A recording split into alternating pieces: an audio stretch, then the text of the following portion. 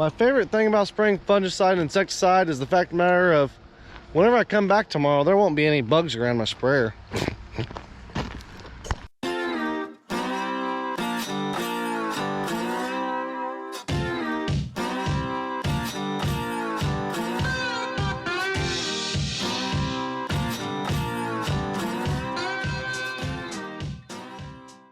Well, good morning, guys. We're gonna get going today. Just got back from vacation yesterday. Emma was excited to see us, of course. Ain't that right, honey? Yes. Oh, I love Emma. But yeah, as you can tell, I got a little bit of a tan line going now, and yeah. It was a fun vacation, and we're here to go back to work, I guess. Dad's already out running irrigations. He probably got up like 6 this morning and went and started running them. I think I gotta go spray. I know Ross has gotta go spray. We gotta get the rose scents put on the Heggie, and we got to, I think they're gonna put the pimp on the Heggie today too. So we'll see. I don't know yet. I'll update you guys though. Well, Augie's about got his project started. Maybe. What is this, the second starter? Or third? Second one I put up. This is number 3 for the truck. Yeah. Number 3 for the truck, number 3 for the motor. Number 3 for the starter, number 3 for the motor. Third motor this truck has had. Second fuel pump or third fuel pump? Second fuel pump. So he's getting second set of injectors. He's working on it. I don't know. We're gonna see if it'll run here in a minute once he gets it hooked up again. Once it gets started hooked up. It probably won't. Just your luck, huh? Duramax.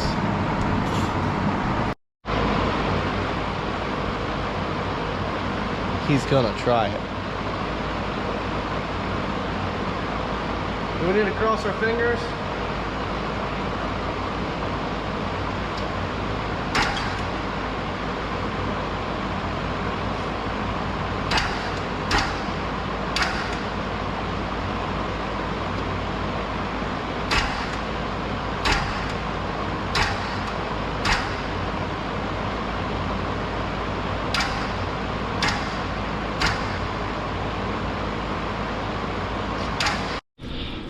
So a while back I was saying I was having air conditioner troubles on my truck, and today we decided that we was going to tear into it because after our little vacation I couldn't stand it on the way home. So yeah, it got taken care of.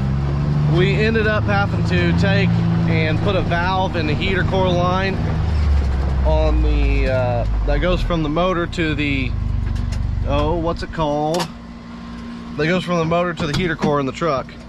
I was just going to take it in and have it fixed, but since we are running a little bit low on trucks right now, I figured that would not be a good idea. So here's what we got for the lineup today to spray, because I'm going to spray a little bit. It's cooled off. It's a good time to spray insecticide and fungicide right now because it's a little bit cooler, and once I get started I can kind of get a better idea of what I'm doing. So we got Sniper today. This is for your spider mites, and it is using bifenthrin, something like that. Yeah. And then we are also going to spray some fungicide because I did find some frog-eyed leaf spot. So yeah, we're gonna go ahead. We're gonna get that taken care of. Shouldn't take us too long. Probably about another hour and a half, something like that. Get it all taken care of. Get it all done and over with. It's 7 o'clock. I got about 2 more hours until sundown, so it's a good time to spray it. And yeah, we'll go get it done, I guess. We do use many different types of fungicide around here. One of the fungicides I used last year was called Delta Gold, and the only reason I used Delta Gold is because we did not have spider mites. And what Delta Gold does, it was a little bit cheaper because you wasn't taking care of spider mites, so it was a little bit cheaper because they knew that, like, you know, you wouldn't have that many problems. So we just use that Delta Gold instead of worrying about spraying like the Sniper and stuff, because Sniper's about another $2 or $3 more expensive to the acre to spray than what Delta Gold was. And the only thing that Delta Gold really done was take care of like some of your other bugs that kind of leave a little bit of scarring on the bean. So yeah, and I do not have any surfactant. Okay, actually yeah I do, it's right there. But yeah, that's kind of the plan that we're going to do today. We'll see what we can get done, I guess. We did end up spotting more out there in the field behind the farm, more spider mites out there in the field behind the farm.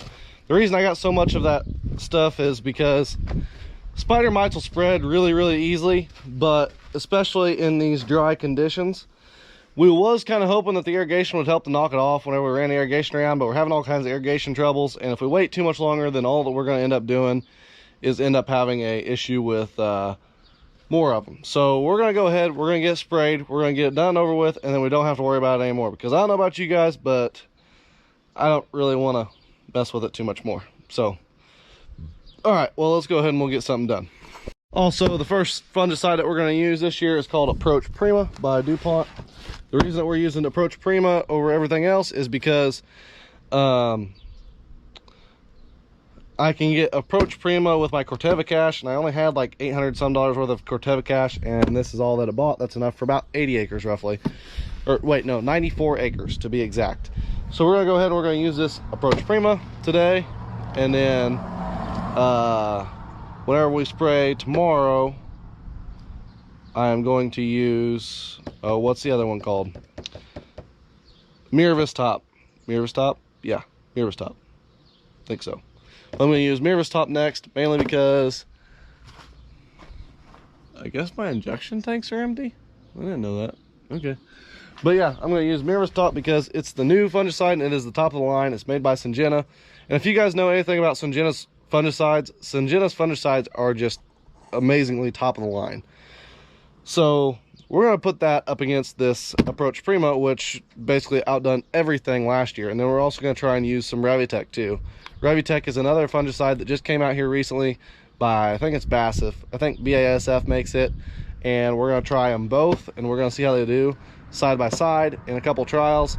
And then we're also going to run another side by side on corn that I think you guys will be very interested in. It's by a chemical called Veltima.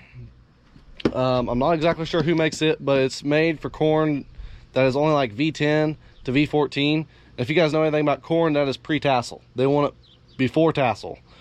And the reason that they're doing that is so that then way, instead of having to take and go buy a $500,000 Heggie with a boom on the front of it that always falls apart, you can just use your trusty old John Deere that the boom stays perfectly fine on 99% of the time and go spray. So yeah, I mean, you guys can pick and choose what you want, but I don't know about you. If this stuff works like what they say it will, then you'll be able to tell. And they say that it done last year, it done 20 to 30 bushel over what Trivapro did. So that being said, you're still going to make more money, but you never know. And then there goes the neighbor. He's got a really nice 1206 with a blade on the front of it, and he's pulling his mower down the road. So I'm assuming that he was mowing. But yeah, so that's kind of the plan there with the corn. We're going to run it up against Trivapro. We're also going to run you guys are going to laugh at me whenever I say this, but we're going to run a 200 acre side by side. Yeah, I know, nuts, right? Yeah, I know, I'm crazy. So we're going to do, Pioneer reached out to us, not through YouTube or anything like that. That was more just them talking to us about farm, because they wanted us to run a side-by-side with them against an airplane and a ground rig to see the difference. And in my mind, that's going to be a pretty good sized difference, mainly because of the fact of the matter that whenever you're ground applying it, you're actually getting it where it needs to be, and whenever you're air applying it, you don't know where it's going. Because whenever you're ground applying it, you're going like tops 15, 16 mile an hour, and then whenever you're applying it from the air, you're going like anywhere from 100 to 200 mile an hour whenever you're spraying over top of the corn. So yeah, you guys can pick and choose there, but they are wanting to run a side-by-side with it, and the only problem with it is the fact of the matter that the airplane we're gonna have to figure out a way to mark it and a way to map it and stuff. So we're gonna have to figure all that out still, but we are not to that point yet. We're just about past first silk, and then we're gonna wait until the silk start turning to brown a little bit, and then we'll start spraying fungicide on the corn. So yeah, that's kind of the deal going on there. Let's see, intensity.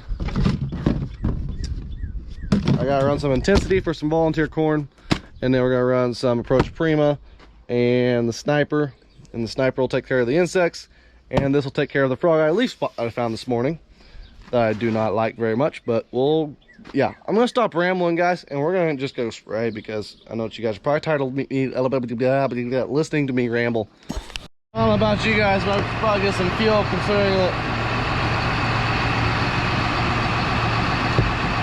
considering that there's no bars on it. We'll see how big of a fuel tank this sucker's got on it while we're at it.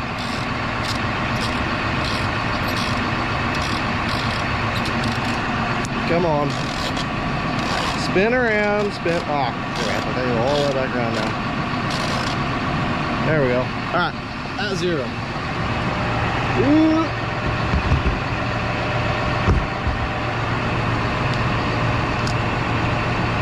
Alright. Flip her on. We got her full. 108 gallon. Not too bad.